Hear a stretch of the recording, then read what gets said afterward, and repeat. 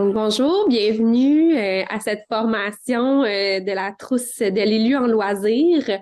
Donc, ce soir, on a un super sujet sur l'éducation au plein air en milieu municipal. Donc, on va parler de plein air de proximité, de comment en milieu municipal on peut intervenir dans ce champ-là qui prend de plus en plus d'ampleur et de popularité. Surtout avec une pandémie en 2020 où tout le monde sortait dehors puis que c'était la tendance loisir du moment. Donc, Nadia va nous parler de ça. Donc, je vous présente, c'est Nadia Fredette qui est agente de développement en loisirs pour le Conseil sport et loisirs de l'Estrie. Agente qui travaille principalement au niveau des projets du plein air. Donc, voilà, la trousse de l'élu en loisirs, vous avez un site web éluloisirs.com sur lequel vous êtes inscrit, qui est aussi une super source d'informations où on a mis plein d'informations super utiles sur le loisir, des liens aussi vers des partenaires qui ont plein de beaux outils qu'ils ont développés au fil du temps.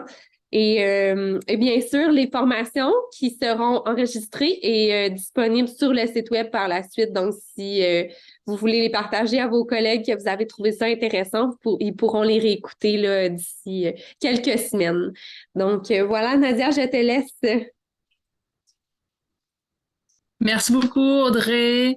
Bonsoir tout le monde, bonsoir messieurs, dames. Je suis contente que vous soyez là. Puis je vais passer un petit moment avec vous pour parler de plein air. C'est à la fois ma passion, à la fois ma vocation, je dirais, de diffuser le plein air, de donner accès, de travailler à ce que la nature soit accessible puis que tout le monde puisse en profiter, que ce soit pour des raisons purement de loisirs ou justement éducatives et ou de santé. Il y a plein de recoupements possibles et qu'on voit dans les contextes actuels là, où on se rend compte que accéder à la nature, ça vient répondre à beaucoup de besoins plus largement que le loisir, même si ce soir on va se concentrer sur cet aspect-là, mais sûrement que va naître dans vos têtes des idées qui vont plus larges que pour le loisir. J'ai une petite présentation que je vais mettre à l'écran. Et par moment, je vais revenir avec vous. Cette formation-là, à la base, c'est un atelier que j'avais conçu pour le rendez-vous québécois du loisir municipal qui a eu lieu à Lac-Mégantic en Estrie. Ça s'est donc donné dans une salle avec un beau groupe de personnes. C'est très interactif. J'ai voulu garder le format interactif, donc je vais parfois vous poser des questions, vous inviter à ajouter vos idées, comment vous voyez ça avant de tout défiler mon contenu, ma théorie, pour que ce soit justement le plus concret possible, puis qu'on puisse se servir des exemples d'activités ou d'idées qui se passent chez vous ou que vous avez déjà vu ailleurs ou que vous pouvez avoir envie de mettre en place. Donc, c'est mon fonctionnement. Donc, la définition du plein air, on a parlé de nature, on a parlé d'extérieur. Voici la définition, le premier paragraphe en haut, c'est la définition du ministère de l'Éducation. Donc, une activité de plein air se définit comme une activité physique pratiquée en milieu ouvert, dans un rapport dynamique et harmonieux avec des éléments de la nature. Et dans certaines définitions un peu plus poussées, nous pourrons voir l'aspect non compétitif, non motorisé et sans prélèvement, qui vient restreindre un petit peu, mais qui n'est pas nécessairement des éléments là, de la définition pure et dure du plein air. Ce qui est à retenir, c'est que ça se passe dehors, que ça se passe en contact avec le milieu naturel et dans un rapport dynamique. Il y a donc une activité physique qui n'est pas nécessairement de haute intensité, mais je ne suis pas assis ou couché dans l'herbe à absolument rien faire. Ce serait pas une définition complète du plein air, bien que couché dans l'herbe, je suis en contact avec les éléments de la nature, mais il doit donc avoir un aspect où le corps est en mouvement par lui-même ou assisté d'équipements. Puis là, on a donné l'exemple de la randonnée, ben l'équipement est assez simple, une paire de chaussures, malgré que certains font même la randonnée à pied, nu-pied, je veux dire. On pourrait ajouter d'autres équipements qui vont nous aider à être en rapport dynamique, c'est-à-dire nous aider à bouger dans la nature comme un vélo, un canot, un kayak. Donc là, on peut imaginer d'autres d'autres accessoires qui nous permettent d'être physiquement impliqués et en contact avec le milieu naturel. Éduquer au plein air. Ça, c'est le sujet de la formation, de l'atelier ce soir. Donc, la première fois qu'on m'a demandé ça, j'ai fait répéter. Je me suis dit, est-ce que vous voulez parler d'éducation en plein air? Là, on peut s'imaginer une classe en nature. On peut imaginer un enseignant de mathématiques qui fait faire des travaux sur les angles et la trigonométrie à l'aide d'une boussole, ou bien de petits bancs dispersés dans la forêt, puis une enseignante qui parle d'histoire, par exemple. Là, on serait plutôt dans le domaine de l'éducation en plein air. On éduque, puis on est dehors. Puis on m'a dit, non, c'est bien éduquer au plein air. Donc, je me suis demandé, mais qu'est-ce que c'est qu'éduquer au plein air? Il faut parler donc du plein air, le plein air. Pour éduquer au plein air, il y a différents types de connaissances qu'on leur va vouloir transmettre. Fait apparaître à l'écran. Donc, on peut éduquer, enseigner, transmettre des connaissances au niveau des techniques de la pratique ou des techniques de différentes disciplines d'activité de plein air, soit au niveau des équipements ou du comment faire pour s'y prendre correctement pour que l'activité soit réussie, pour qu'on ne se blesse pas, pour qu'on apprenne, qu'on se développe dans l'activité. On peut vouloir enseigner, éduquer, transmettre des connaissances sur tout ce qui est l'écologie, l'environnement. Puis là, on vient toucher aux sciences naturelles, mais ça, c'est directement relié, étant donné qu'il y a le mot nature dans notre définition de plein air. Et ici, ce que vous avez nommé vous-même, l'éthique en plein air, le sans trace, les bonnes pratiques, comment se comporter lorsque on est en plein air. C'est une autre grande catégorie de notions à transmettre lorsqu'il est question d'éduquer au plein air. J'avais laissé une case vide au cas où on voulait amener autre chose. Elle peut rester vide aussi, sans problème.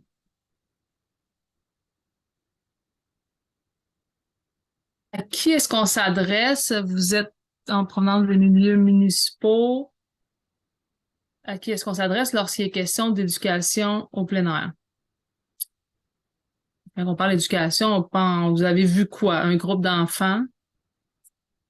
Effectivement, je pense que lorsqu'on veut éduquer au plein air, qu'on soit au niveau municipal, oui, ça va toucher les enfants. Ils sont souvent visés par nos programmations d'activités de loisirs.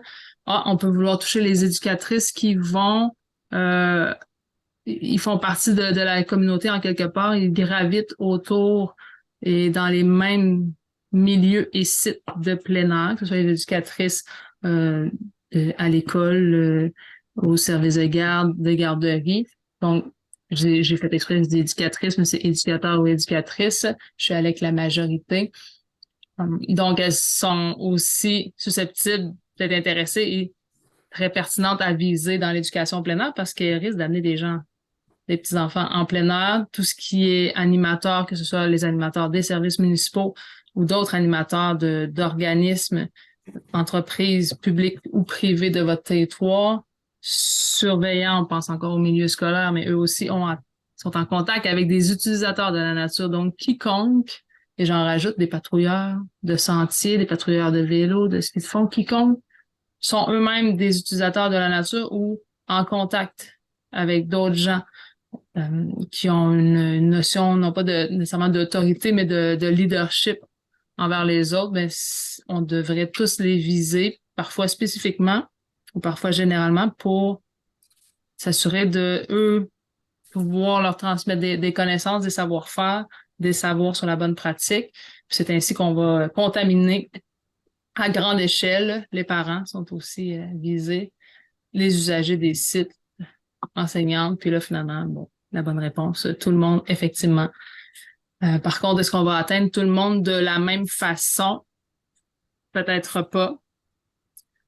Tout comme une activité de loisir, tout comme quelconque service public, tout comme n'importe quel produit de consommation, mais ça devrait être adapté à la clientèle selon qui on veut atteindre et de quelle façon. Je passe des grandes catégories. Oh, dans le chat. Coopérative Enfants Nature qui a sa maison mère à Shawinigan. Elle forme des éducatrices en garderie et les enseignants de 4 et 5 ans. Donc, un exemple où est-ce qu'on va toucher justement les intervenants qui, eux, ensuite peuvent redonner et redescendre à leur façon. J'ai un autre exemple, j'ai donné une formation dans le cadre de X3 la semaine dernière à des intervenants scolaires. Puis la formation, c'était carte, boussole, orientation. Puis en demandant quelles étaient leurs attentes en début de rencontre, comme c'était des enseignants, une bonne moitié au moins venaient chercher des outils pédagogiques du clé en main pour reproduire. Puis j'ai dit, ben là, moi, je viens pas vous enseigner la pédagogie parce que c'est pas ça mon métier ni ma connaissance. Ma connaissance, c'est vraiment la carte, la boussole et l'orientation. Je peux aller partout avec ça. Donc, mon objectif aujourd'hui, c'est que vous soyez plus confortable avec ces outils-là. Mais ensuite, les maîtres pédagogues, c'est vous qui êtes des enseignants. Donc, de prendre cette matière-là, puis de l'utiliser ensuite avec vos compétences en pédagogie pour la transmettre. Donc, ça a mis la table pour la rencontre. Puis tout le monde est parti d'une note qu'il se donnait au départ, de peut-être à 3, à 4, à 5 sur 10 sur comment ils se débrouillent avec une carte et une boussole. Puis, lorsque la journée était finie, on avait tous gagné quelques points d'assurance, de connaissances.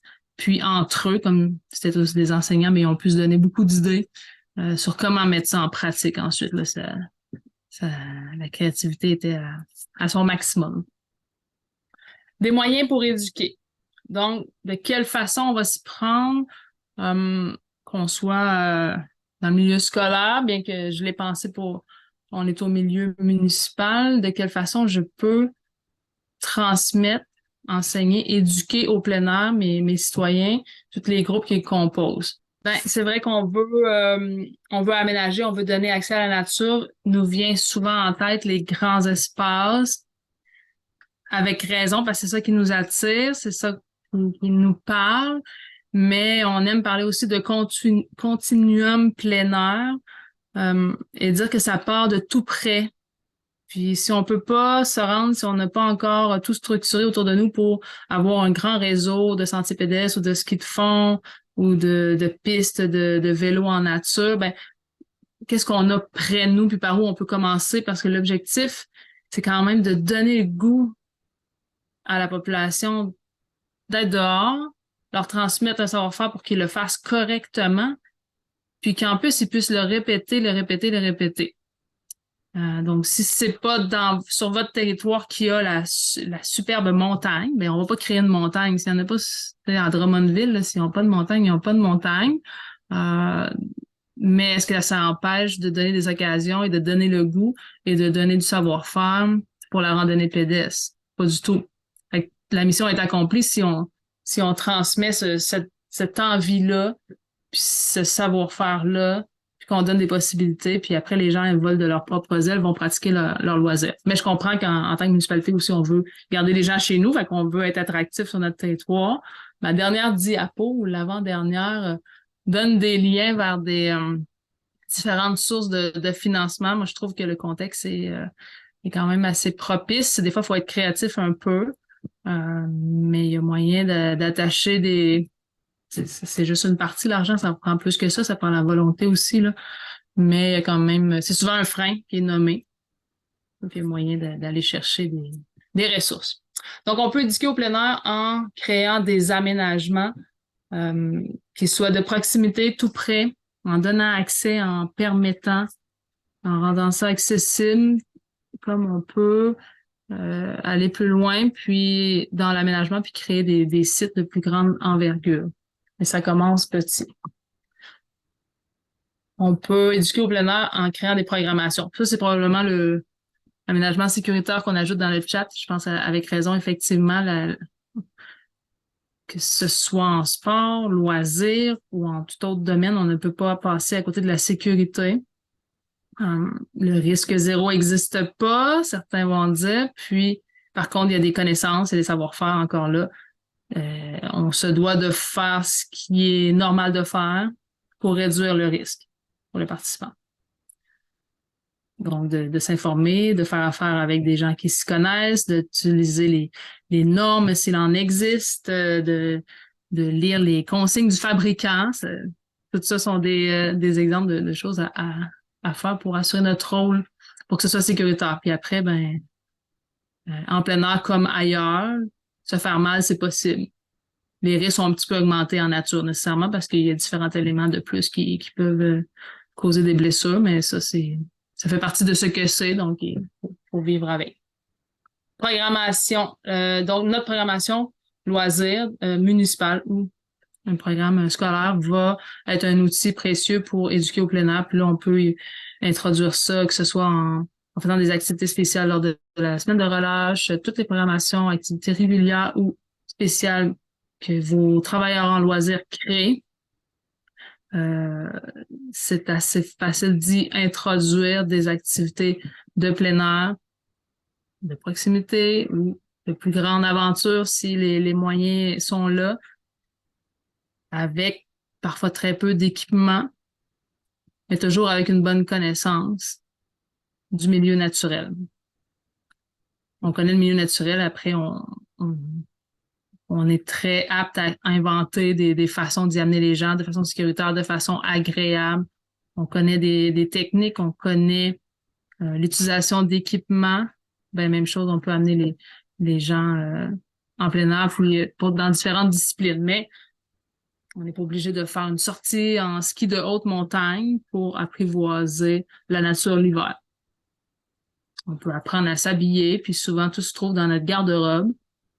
Et puis, on va vivre, c'est quoi d'avoir froid, puis de gérer sa température dans un environnement où est-ce que l'école ou le centre communautaire est pas si loin si jamais on commence à avoir trop froid.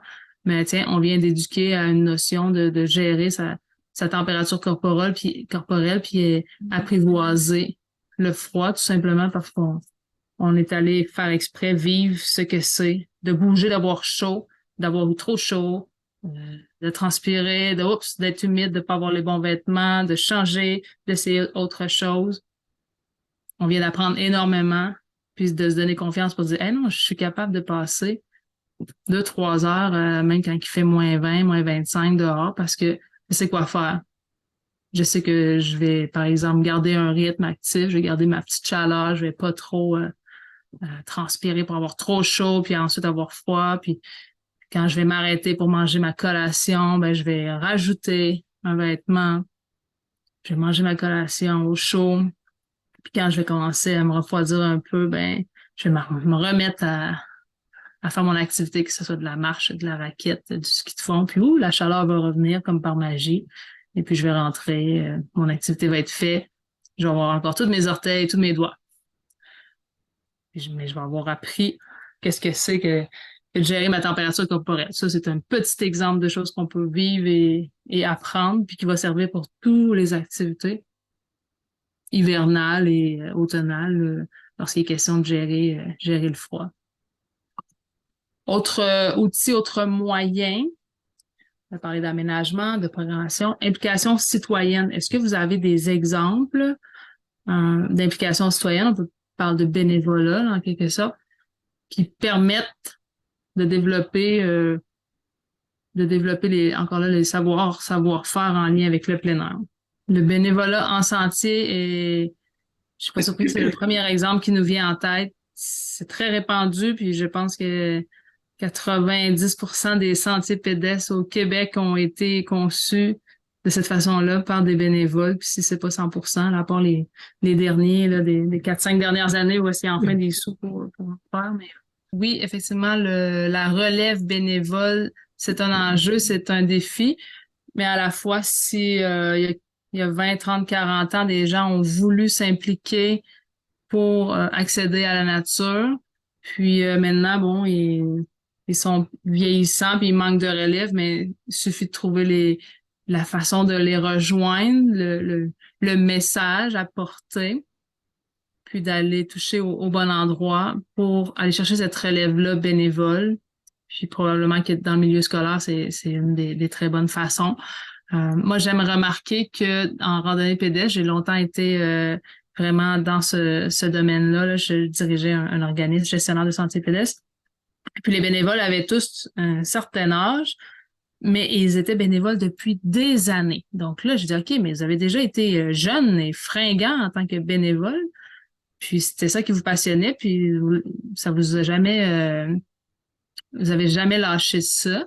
Et là, je remarquais en même temps que les bénévoles en vélo de montagne, qui est une activité un peu plus émergente quand même par rapport à la randonnée pédestre, c'est pas d'hier, là, mais c'est plus récent que la randonnée pédestre. Mais là, en vélo de montagne, les bénévoles en sentier, ils sont jeunes et fringants, tout comme l'étaient les bénévoles en randonnée il y a 40 ans.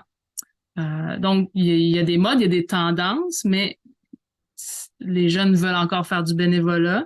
Peut-être que leurs attraits sont dans différentes activités, mais ça m'a quand même rassuré que les différents âges ils sont encore impliqués.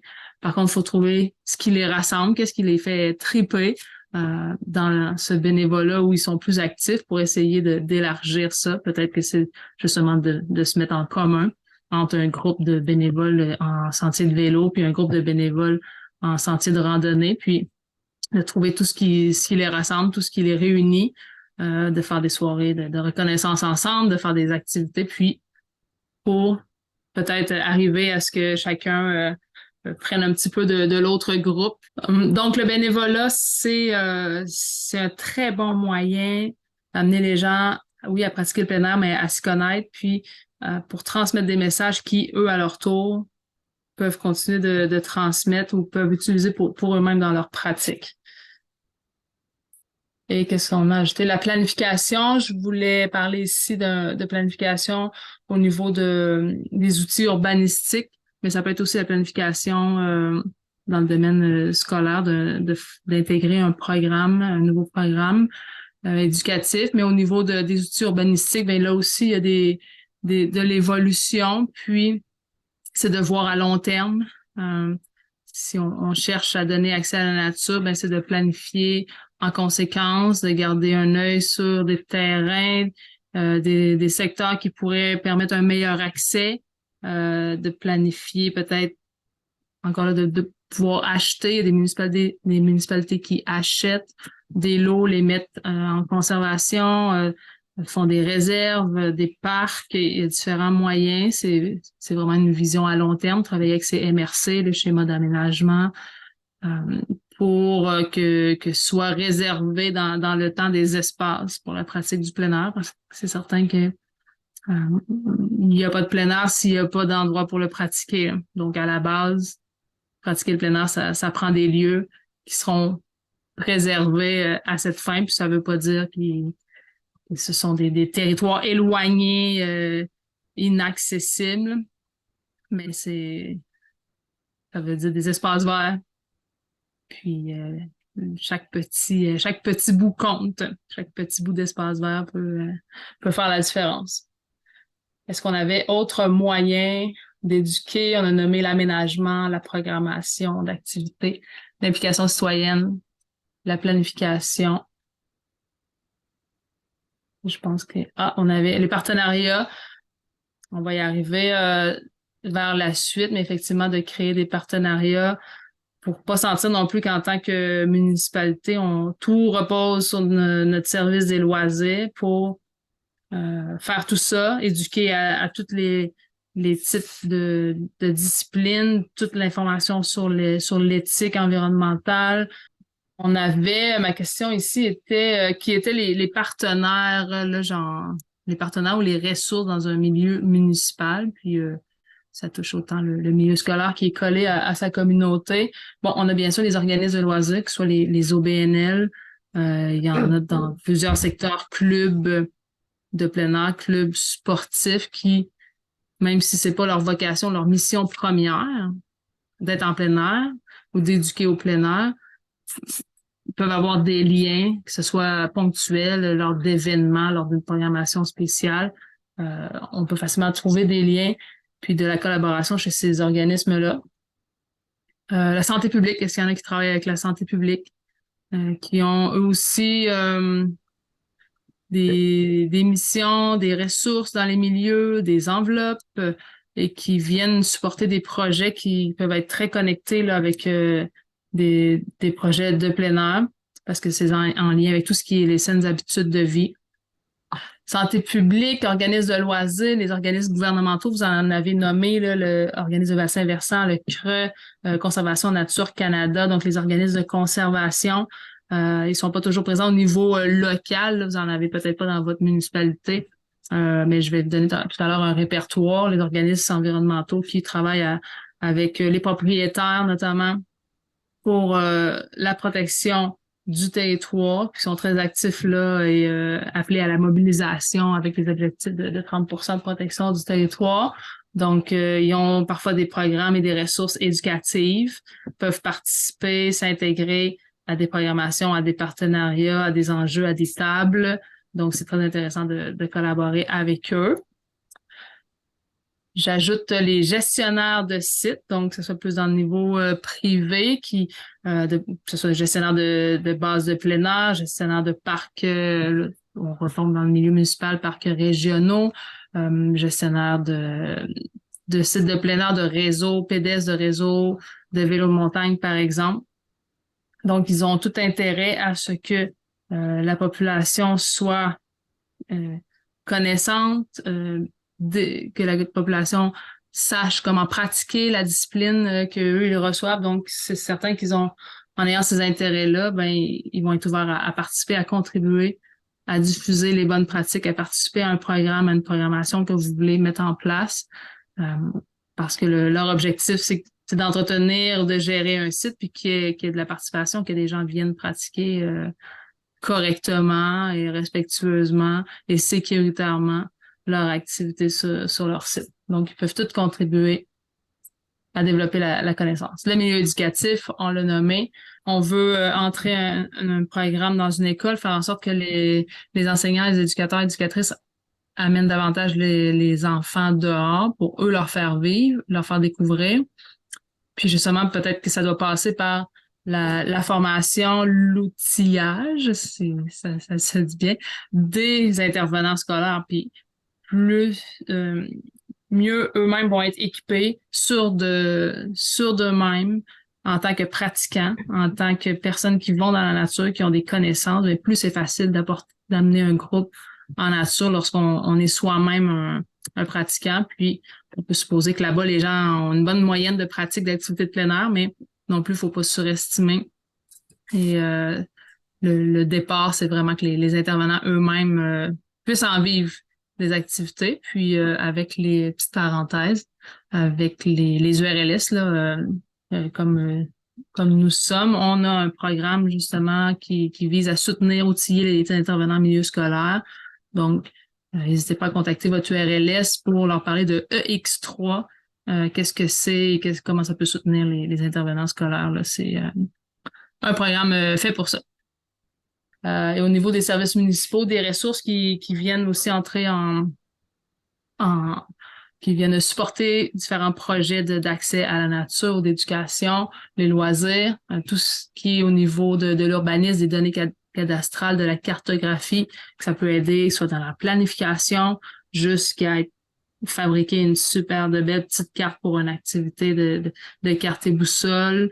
Donc, que ce soit vraiment pour une activité ludique ou pour des données qui vont permettre de planifier à long terme. C'est des services à utiliser. Tout ce qui est démarchage auprès des propriétaires privés, qui sans les droits de passage, sans la volonté de propriétaire de donner accès à la nature, on n'aurait pas autant de réseaux possibles. Donc, c'est une donnée très précieuse. Dans certaines régions, c'est très, très présent, quand je pense notamment en Estrie, où 90% du territoire est privé. Les relations avec les propriétaires là, sont ce qui permettent d'avoir des lieux pour pratiquer, donc éduquer au plein air. Et puis, un petit exemple très intéressant, là, c'était récemment en 2021-22, une école qui a contribué financièrement à faire aménager un tout petit sentier juste à côté, pas sur son terrain à elle, mais avec la contribution par notre partenariat avec la municipalité et le voisin. Puis, il y a un tout petit sentier qui est accessible via la cour d'école. Puis, au bout du petit sentier se trouve un aménagement pour une classe extérieure, donc autant le sentier lui-même, l'aller-retour, puis vous passez un moment là-bas, devient un lieu tout à fait pertinent pour, hey, on sort de la cour d'école, puis les élèves sont motivés, se retrouvent en pleine nature avec des arbres, une vue au loin, la forêt, prétexte pour apprendre, prétexte pour aller jouer, prétexte pour être bien, prétexte pour utiliser des raquettes l'hiver, prétexte pour utiliser une boussole. L'hiver, bon, ça un peu plus dur sur les doigts, la boussole, on a froid rapidement, mais donc ça devient un lieu où est-ce qu'on peut pratiquer et transmettre plein de messages. Travaux publics, dans l'aménagement, l'entretien de nos sites, bien sûr, ils sont appelés à collaborer. Acquisition de milieux naturels, là, en lien avec la planification qui peut être faite à plus long terme. Des outils et des exemples, vous pourrez, je verrai avec Audrey là, comment vous transmettre ça facilement. C'est des sites que vous connaissez peut-être, que vous visitez peut-être déjà. Actuellement, il y a une communauté de pratiques qui s'adresse aux municipalités, mais il y a toutes sortes d'intervenants là-dedans quand même, qui se passe en 4 séances. Il y a une séance de passé. La prochaine, elle est à la fin du mois de novembre. Donc, communauté de pratiques, municipalité et éducation en plein air. C'est un autre endroit pour pouvoir échanger, trouver des ressources sur l'éducation en plein air.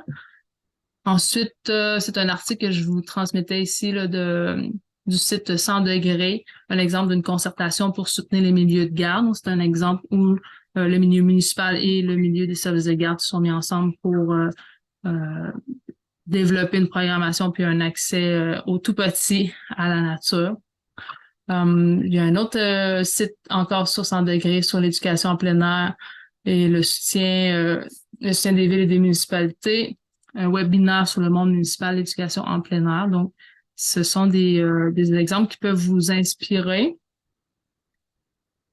Autre ressource, et là, je vais juste les ouvrir rapidement. En lien avec le dernier petit bout là, sur les organismes, les partenaires qui peuvent contribuer. J'ai mis ici des exemples de sites, donc le réseau des tables régionales pour les saines habitudes de vie, donc en lien avec la santé publique, des intervenants qui peuvent participer à vos projets.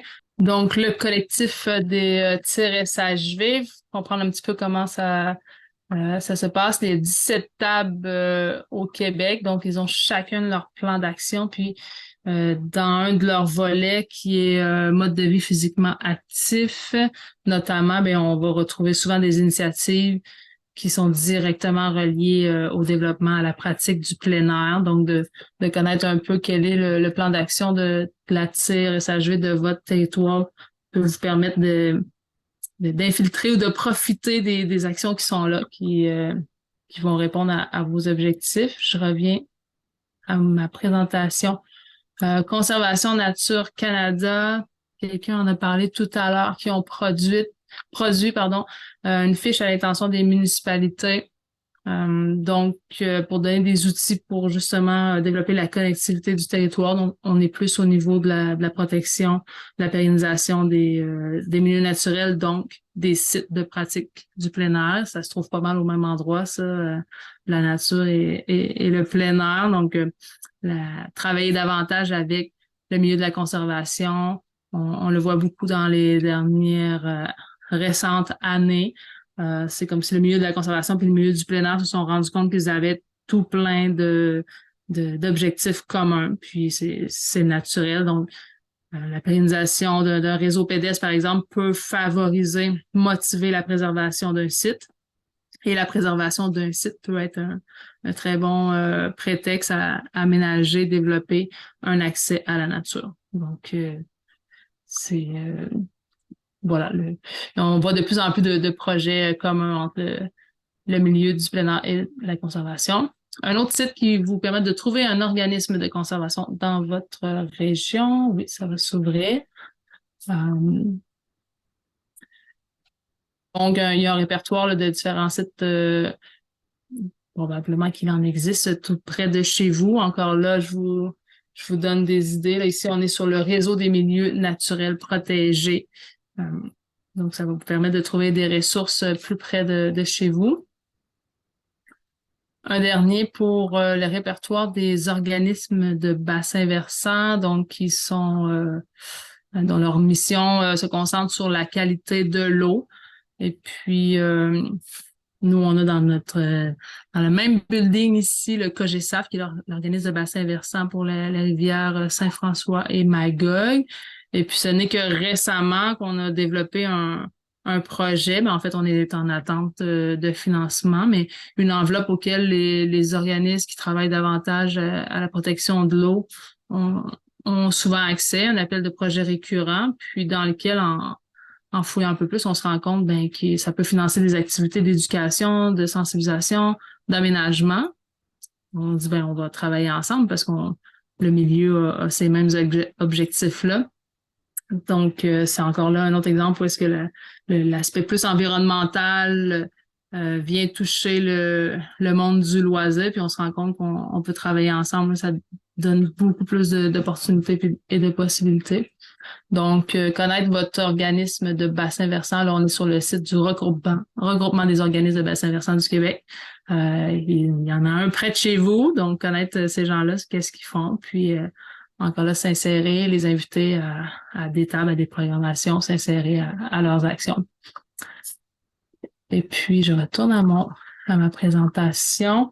J'avais une autre diapositive. Bon, c'était des exemples d'appels de projets qui sont pas nécessairement tous ouverts ou en cours actuellement. Pour la plupart, ce sont soit des programmes qui reviennent ou qui finissent par revenir, ou en tout cas des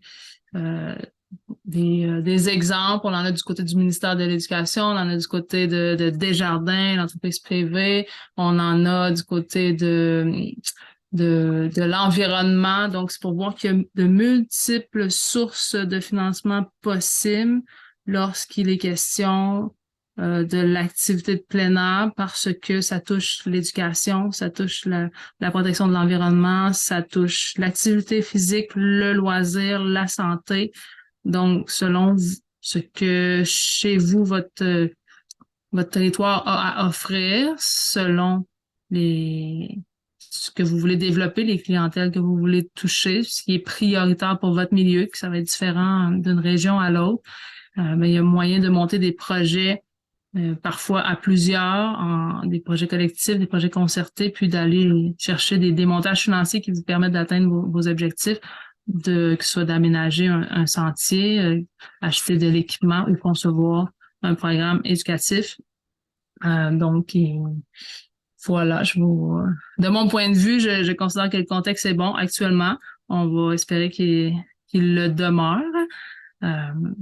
Peut-être que la nature on en voit l'importance, on en voit la priorité de la protéger. Puis pour l'aménager, ça coûte peut-être encore moins cher que d'aménager une grande infrastructure. Donc, peut-être que c'est une des raisons qui fait il y a quand même des sommes accessibles. Mais je pense qu'au-delà de ça, c'est le besoin qui a été exprimé d'accéder à la nature, mais l'intérêt aussi. L'intérêt des gens des différentes tranches de population. On se rend compte que les gens veulent aller en nature, puis que ça fait du bien à plusieurs niveaux. Puis si on n'a pas besoin d'en parler longtemps, je pense que chacun est déjà convaincu. Déjà, votre présence ici ce soir le prouve.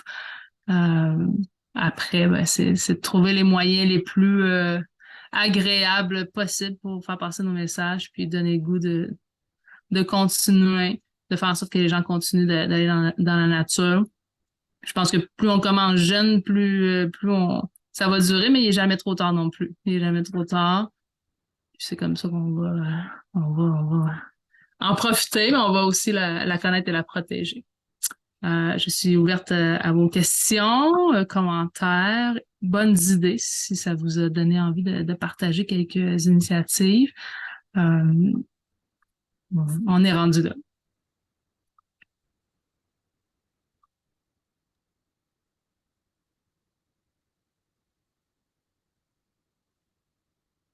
Moi, je peux peut-être partager. En fait, là, tu sais, dans mon ancienne vie, j'ai été en loisir municipal, puis, tu sais, on profitait vraiment de toutes les occasions pour essayer d'initier les gens, mais tu sais, c'est sûr que l'équipement puis l'animation, c'est vraiment la clé à ce niveau-là. Donc, on était souvent dans de l'initiation au camping parce que l'URLS de ma région avait du matériel à prêter. Puis, on profitait de l'événement familial hivernal, là, donc notre fête des neiges pour avoir une initiation au ski de fond avec la Fédération Ski de fond Québec. Eux ont une caravane mobile qui se déplace. Ils envoient un instructeur, des skis, tout est fourni. Ça coûte pas des sommes faramineuses, mais ça peut vraiment aider puis être vraiment intéressant pour initier là, les citoyens à différentes choses. Juste être exposé à ça. Puis ben, après ça, souvent, il y en a qui disaient « Ah ben, OK, ça me tente, je reviens, j'en refais. » Puis tranquillement, c'était assez une demande qui était forte pour qu'on l'intègre directement à notre programmation via l'organisme GAEP, qui est un petit peu en Estrie, dans Charlevoix, Montréal, Montérégie. Donc, ils commencent à être un petit peu partout au Québec. Puis eux prenaient en charge là, tout ce qui était activité de ski de fond pendant l'hiver. C'était des sessions de 4 semaines de suite avec du ski, de la raquette. Ils font aussi de la raquette, l'interprétation de la nature. Ils font toutes sortes de choses. Fait que c'est super intéressant. Puis tranquillement, c'est ça, à force de les initier puis de les mettre en contact avec du matériel puis différentes activités dans d'autres occasions où les citoyens étaient là parce qu'il y avait un événement, parce qu'il y avait quelque chose d'autre, ben tranquillement, ça générait de l'intérêt puis on a pu développer des choses plus récurrentes là, dans une programmation et tout ça. Fait que voilà, je voulais juste partager ça. Puis oui, on en découvre, puis en écoutant Audrey, ces organismes qu'on fait, ah oui, c'est vrai, GAEP, ça existe, puis c'est difficile des fois de faire une liste exhaustive, puis qu'est-ce qui se passe exactement chez vous, quel organisme est présent, mais un petit peu de recherche, puis en se rassemblant souvent, que ce soit ce soir ou dans d'autres événements, formations, ateliers, quelques sites Internet, puis on découvre, ils se font de plus en plus voir les organismes justement d'éducation environnementaux, de plein air, parce qu'il y a de la demande, donc puis même sur les réseaux sociaux, là, même s'il y a toutes sortes de choses qui se passent là-dessus, il y a quand même une foule d'informations, toujours à aller valider, à voir si c'est crédible, mais c'est vraiment, il y a beaucoup de choses qui se transmettent comme ça de bouche à oreille et de clavardage en clavardage. Les fédérations, tantôt, quelqu'un en a parlé aussi de Rando Québec, puis là, puis Audrey, tu viens de le mentionner pour les caravanes, puis le rôle des fédérations est de soutenir, encourager le développement de leur pratique, de la discipline qu'ils représentent. Donc, ils vont avoir soit des outils, des formations, des services d'initiation, des formations, des guides, des normes. Donc, de pas gêner d'aller visiter les sites Internet, c'est quand même bien fait. De notre fédération, c'est question de randonnée pédestre, Rando Québec, Vélo Québec, Cano-Kayak Québec. La plupart se nomment de cette façon-là, mais c'est plein d'outils, d'expertise. Ça fait beaucoup de sites, beaucoup de partenaires, beaucoup de connaissances, mais aussi vos URLS sont là, soutiennent les milieux scolaires municipaux, puis on a d'habitude une bonne banque d'informations aussi pour vous rediriger vers les bons outils chez vous. L'URLS qui est un mandat régional, donc normalement au niveau d'une région, on arrive à avoir une connaissance assez fine des acteurs importants. Là. Pour tout le Québec, là, c'est plus difficile un petit peu de connaître l'ensemble des organismes. Bonne soirée.